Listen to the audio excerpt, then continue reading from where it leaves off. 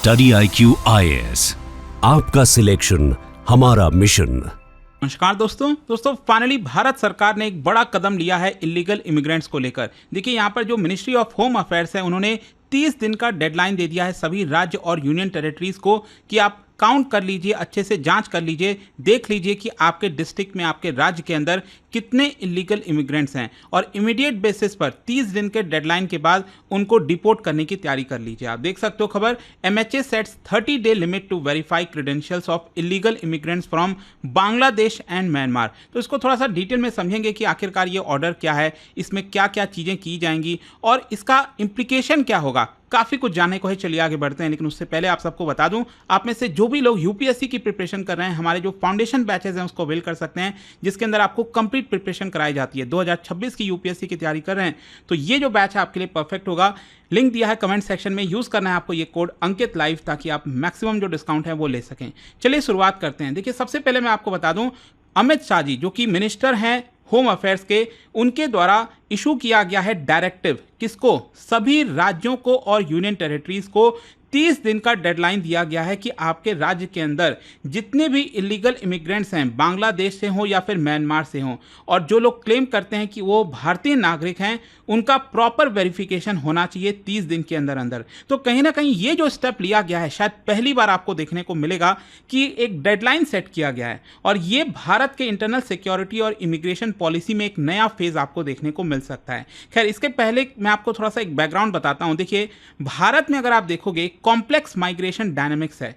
Basically Bangladesh और Myanmar के साथ जो हमारा बॉर्डर है, अगर आप यहाँ पर देखोगे बांग्लादेश के साथ तो सबसे बड़ा बॉर्डर है। यहाँ पर आप देख सकते हैं, मतलब कई सारे राज्य, पूरा का पूरा ये जो नॉर्थ ईस्ट आप देख सकते हो, आसाम हो गया, मेघालय हो गया, त्रिपुरा हो गया, मिजोरम हो गया, और इसके अलावा वेस्ट बंगाल का तो पूरा एरिया है ही है। फिर इसके अलावा म्यांमार के साथ आप देखिए तो मिजोरम, मणिपुर, नागालैंड, अरुणाचल प्रदेश।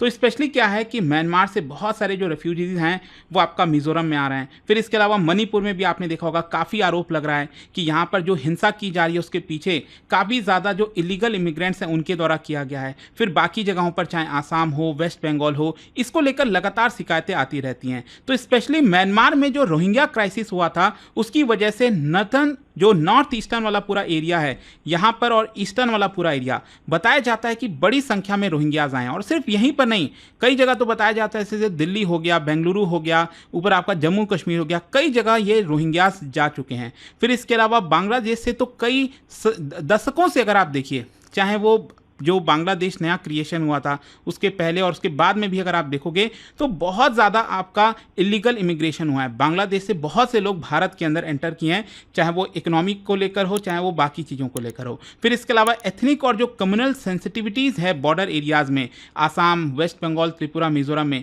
तो इसको लेकर भी चिंताएं बढ़ जाती हैं। तो ये जो पूरा ट्रेंड है ना, ये कहीं ना कहीं भारत के लिए कंसर्न इसलिए है क्योंकि यहाँ पर डायरेक्ट आरोप लगता रहता है डेमोग्राफिक चेंजेस का। स्पेशली आसाम में अक्सर देखता हूं, वहां पर अक्सर ये कंप्लेन आती है कि जो लोकल पॉपुलेशन की संख्या है वो आपका कम होते जा रही है इन कंपैरिजन टू जो इलीगल इमिग्रेंट्स वहां पर आकर बसने लग गए हैं। फिर इसके अलावा नेशनल सिक्योरिटी का चैलेंज है, रिसोर्स का प्रेशर होता है कि अभी हमारे देश में ही इतनी पॉपुलेशन है कि उनका ही पूर्ति करना मुश्किल है, और बाहर से लोग अगर आकर उस रिसोर्स का फायदा लेने लगेंगे तो क्या, यहाँ पर जो गवर्नमेंट के वेलफेयर स्कीम्स हैं उसका मिसयूज किया जाता है। तो ये सारे बैकग्राउंड के तहत आपको ये समझना होगा कि यहाँ पर भारत में जो है स्पेशली बांग्लादेश के साथ और जो म्यांमार के साथ बॉर्डर सटता है, यहां पर इलीगल इमिग्रेशन की समस्या सबसे ज्यादा आती है। और इसीलिए अगर आप देखेंगे तो यहां पर मिनिस्ट्री ऑफ होम अफेयर्स ने जो डायरेक्टिव्स दिया है सभी राज्यों को, वो एक्चुअली इन्हीं दोनों बॉर्डर एरिया से रिलेटेड है। तो यहां पर डायरेक्शन जो दिया गया है उसके बारे में 4-5 इंपॉर्टेंट पॉइंट है, वो समझ लेते हैं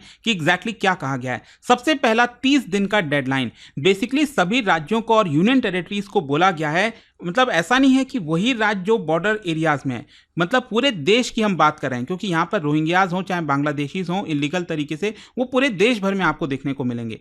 तो यहाँ पर जितने भी राज्य और यूनियन टेरिटरीज हैं देश के अंदर, उनको वेरीफाई करना होगा ऑथेंसिटी ऑफ डॉक्यूमेंट। जो भी यहाँ पर इलीगल इमिग्रेंट्स हैं जिनके ऊपर आपका सस्पेक्ट है कि ये गलत तरीके से भारत में आए हैं, लेकिन वो लोग कहते हैं कि हम भारतीय नागरिक हैं, तो 30 दिन के अंदर अंदर उनका डॉक्यूमेंट्स वेरीफाई कर लीजिए। और अगर कोई इंडिविजुअल पाया जाता है कि वो इंडियन इंडियन सिटीजनशिप नहीं है, इंडियन सिटीजन नहीं है, तो उनको यहाँ पर डिक्लेयर कर दिया जाएगा इलीगल इमिग्रेंट्स और उसको इमीडिएट बेसिस पर डिपोर्टेशन करने की कोशिश की जाएगी। फिर दूसरा यहाँ पर यह बोला गया है सरकार के द्वारा, मिनिस्ट्री ऑफ होम अफेयर्स के द्वारा, क्रिएशन ऑफ डिटेंशन सेंटर। मतलब हर एक डिस्ट्रिक्ट के अंदर, ध्यान से समझिएगा, देश में हर एक डिस्ट्रिक्ट के अंदर एक डेजिग्नेट डिटेंशन सेंटर होना चाहिए for temporary holding of illegal immigrant. मतलब मान लो अगर 2 भी इलीगल इमिग्रेंट आपके डिस्ट्रिक्ट में पाए गए तो उनको रखने के लिए कोई टेम्पररी जगह तो होनी चाहिए, तो आपको एक डेजिग्नेटेड डिटेंशन सेंटर बनाना होगा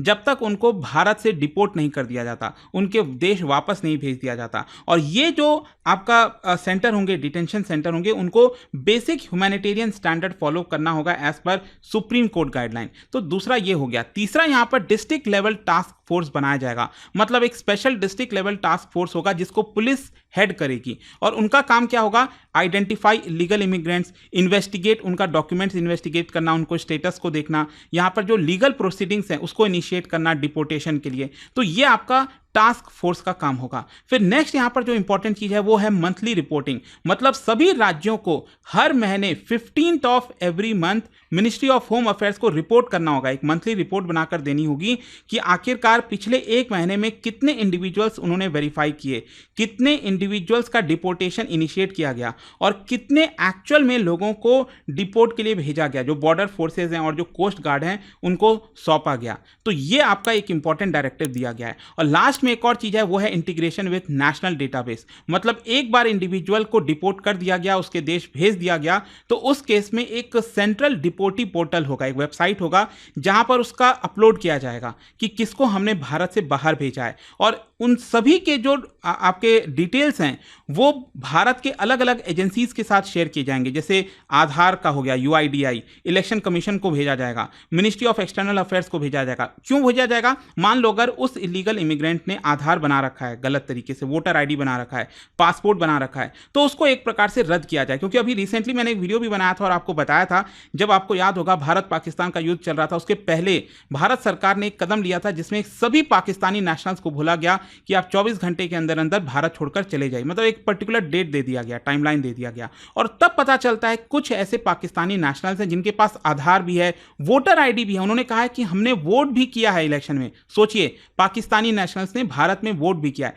तो इस तरह की चीजें सामने निकल कर आने लग गई। तो यहां पर जितने भी लोगों को भेजा जा रहा है उसका डेटा जो है इन एजेंसीज को भेजा जाएगा, ताकि अगर उनका कोई भी ID है तो उसको कैंसिल कर दिया जाए। अच्छा, अभी तक इसको लेकर क्या इंप्लीमेंटेशन स्टार्ट हुआ है, कुछ चीजें हुई अलग अलग राज्यों में, क्योंकि कुछ खबरें आ रही थी। तो मैं आपको बता दूं, राजस्थान में अगर आप देखोगे तो रिसेंटली 148 इलीगल बांग्लादेशी इमिग्रेंट्स को डिपोर्ट किया जा चुका है। जी हां, वाया वेस्ट बंगाल इनको ऑलरेडी भेजा जा चुका है। गुजरात में अगर आप देखोगे तो करीब 6500 बांग्लादेशी जो इलीगली रह रहे थे सूरत और अहमदाबाद में, उनको अभी के लिए डिटेन किया गया है, उनको भी भेजने की तैयारी है। मिजोरम में अगर आप देखिए तो देखो, मिजोरम में थोड़ा सा मामला पेचीदा है, क्योंकि यहां पर जो म्यांमार से रेफ्यूजीज आए हम उनकी बात कर रहे हैं। और जिस तरह से म्यांमार में अभी रिसेंटली आपको याद होगा पिछले 2-3 वर्षों से लड़ाई चल रही है, आर्मी ने टेक ओवर कर रखा है, जिसकी वजह से वहां से बहुत सारे लोग जो है, जो चिन ट्राइब आपने सुना होगा, तो वो आपका म्यांमार में आते हैं, तो उनका काफी रिलेशंस भी है भारत में। तो यहां पर 33,000 रेफ्यूजीज ऑलरेडी चीन और जो जोमी कम्युनिटी के हैं वो आपका म्यांमार में आ रखे हैं। तो यहां पर क्या है ना कि अभी उनको डायरेक्टली भेजना वो भी शायद संभव नहीं लग रहा है। हो सकता है आगे चलकर भेजा जाए जब सिचुएशन नॉर्मल हो जाए म्यांमार में, लेकिन यहां पर एटलीस्ट हमें पता तो होना चाहिए, डॉक्यूमेंटेड तो होना चाहिए कि कितने लोग भारत में आए हैं। अगर वो हम नहीं करेंगे तो कल के डेट में वो और बड़ा प्रॉब्लम क्रिएट हो जाएगा। तो यहां पर कोशिश यही हो रही है, क्योंकि बोला गया था कि उनका एक पोर्टल डिजाइन किया गया जिसमें उनका डॉक्यूमेंटेशन होना चाहिए, लेकिन अभी तक उसमें कुछ गड़बड़ी हो गई थी, लेकिन उसको वापस से अभी स्टार्ट किया जा रहा है। तो ये सारे एक्शंस अभी तक लिए गए हैं। अच्छा, भारत सरकार ये जो कदम ले रही है, क्या इसके पीछे कोई लीगल बेसिस है? देखो, यहां पर सरकार का कहना है कि हमारे पास कोई अलग से रेफ्यूजीज के लेकर कानून नहीं है, लेकिन हां, फॉरेनर्स एक्ट 1946 है जिसमें साफ साफ कहा गया है कि सरकार के पास पावर है कि वो किसी भी इलीगल इमिग्रेंट को डिटेक्ट कर सकती है, डिटेन कर सकती है और डिपोर्ट कर सकती है। उसके बेसिस पर किया जा रहा है। फिर इसके अलावा सिटीजनशिप एक्ट 1955, सिटीजनशिप उन्हीं को मिल सकता है, they can be granted only under well defined legal provision, no special status for Rohingyas और इकोनॉमिक माइग्रेंट्स, वो नहीं दिया जाएगा। तो ये साफ साफ सिटीजनशिप एक्ट कहता है। और फाइनली यहाँ पर सुप्रीम कोर्ट के जजमेंट्स भी हैं। सुप्रीम कोर्ट ने साफ साफ कहा है it is sovereign right of India to deport illegal immigrants. अगर कोई सही तरीके से आ रहा होता, वैलिड तरीके से आ रहा होता तो आपको कोई दिक्कत नहीं है, लेकिन अगर आप इलीगल इमिग्रेंट्स हो तो यहाँ पर भारत सरकार के पास हक है कि वो आपको भेज सकता है। हाँ, यहाँ पर बेसिक ह्यूमन राइट्स का जहाँ तक सवाल है वो मेंटेन किया जाएगा इन डिटेंशन सेंटर। अच्छा, यहाँ पर मैंने कल एक वीडियो भी बनाया था जिसमें अगेन इस चीज़ को सुप्रीम कोर्ट ने साफ साफ कह दिया। एक्चुअली एक मामला था 2015 में एक श्रीलंकन जो है उसको अरेस्ट किया गया था और 2018 में उसको कन्विक्ट भी कर दिया गया। 10 साल की सज़ा हुई, फिर उसको रिड्यूस करके 7 साल किया गया।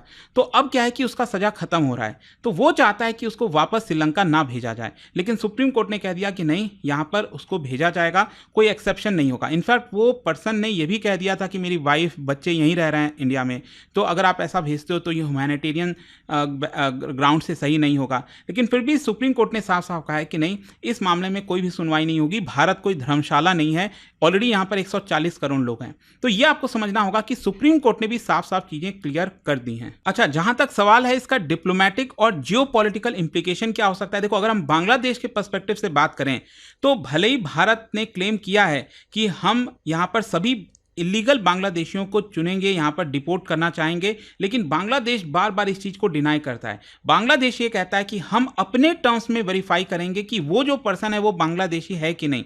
तो इसको लेकर भी थोड़ा सा प्रॉब्लम है, और स्पेशली क्योंकि अभी शेख हसीना पावर में नहीं है, यहाँ पर मोहम्मद यूनुस हैं, तो यहाँ पर रिलेशंस ऑलरेडी ख़राब हैं। तो वो देखना होगा कि आखिरकार ये जो 30 दिन का डेडलाइन दिया गया है उसके बाद जो है सरकार कैसे इन लोगों को बांग्लादेश वापस भेज पाएगी। और म्यांमार में तो ऑलरेडी आपको पता है यहाँ पर ऑलरेडी बहुत सारे प्रॉब्लम्स चल रहे हैं, रोहिंग्या रेफ्यूजीज़ का इशू चल ही रहा है।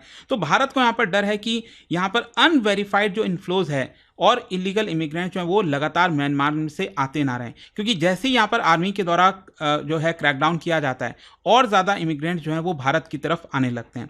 तो कई सारे सवाल हैं, कई सारी चीज़ें हैं, बट आई होप कि ये जो लेटेस्ट डायरेक्टिव आया था मिनिस्ट्री ऑफ होम अफेयर्स की तरफ से 30 दिन का डेडलाइन, वो आपको समझ में आया होगा। और जाने से पहले एक इंटरेस्टिंग क्वेश्चन, क्या बता सकते हो which of the following part of India's official integrated check post fencing and security strengthening initiative, इनमें से कौन कौन सा बॉर्डर जो है वो भारत का जो official integrated check post fencing का पार्ट है, ये आपको बताना है। और इसका जो राइट आंसर है आप सब जानते हैं, मेरे इंस्टाग्राम पर तो मिलेगा ही, वहां पर अगर आप नहीं हो कोई बात नहीं, टेलीग्राम से ले सकते हैं इसका सही उत्तर। और जैसा मैंने आपको बताया, अगर आप यूपीएससी की तैयारी कर रहे हैं, कोई भी बैच चाहते हैं, you can use this code Ankit live to get maximum discount.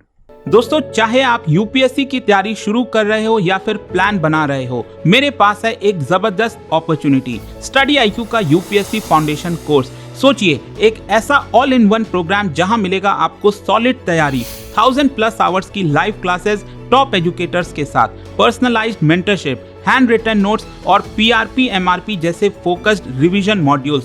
Scholarship भी हैं दोस्तों, प्रीलिम्स क्लियर करो, पूरा फीस रिफंड लो। हर मंथ टॉप परफॉर्मर्स को मिलेंगे 11,000 रुपीज के cash reward. Economically weaker students के लिए है उड़ान स्कॉलरशिप, ताकि पैसा कभी रुकावट ना बने। गोल्ड, प्लैटिनम या डायमंड, जो प्लान आपके लिए बेस्ट हो उसे चूज कीजिए।